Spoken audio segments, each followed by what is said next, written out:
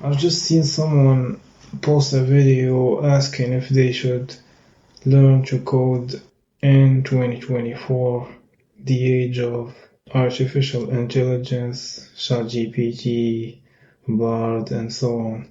And usually people have some projects, maybe they have a store or they do coaching, whatever. At some point in their project, they feel that they would need to learn to code to come up with a website.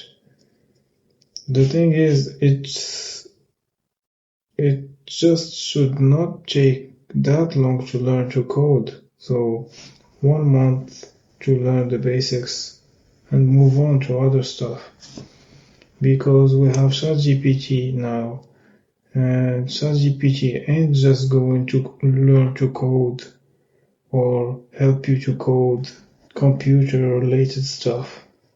We've got calendar stones and writings on walls left by all civilizations, and ChatGPT is going to read that, is going to decipher that just like butter, and it's going to be able to accomplish a lot of stuff.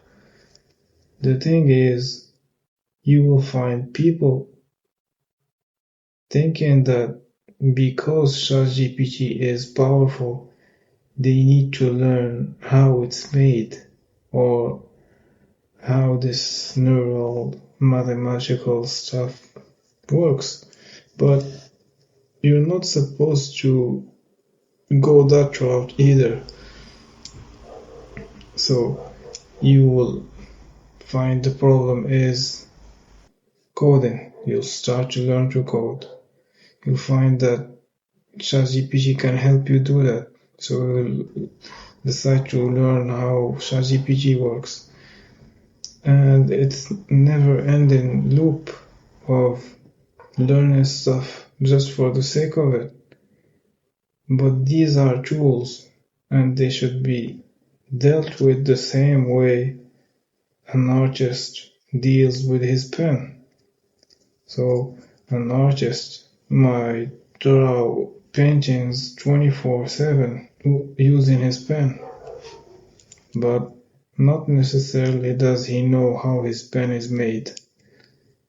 The same way the queen bee doesn't know every role of her colony. So the collective brought AI. We don't need to understand how it did so. Maybe it did the same way like the movie Interstellar, where humans placed that black hole in the solar system. We don't know how they did so, but they acted on it. And so the important thing right now is to not learn how the black box of a tool is. And what I mean by black box is the internal system that makes the AI work.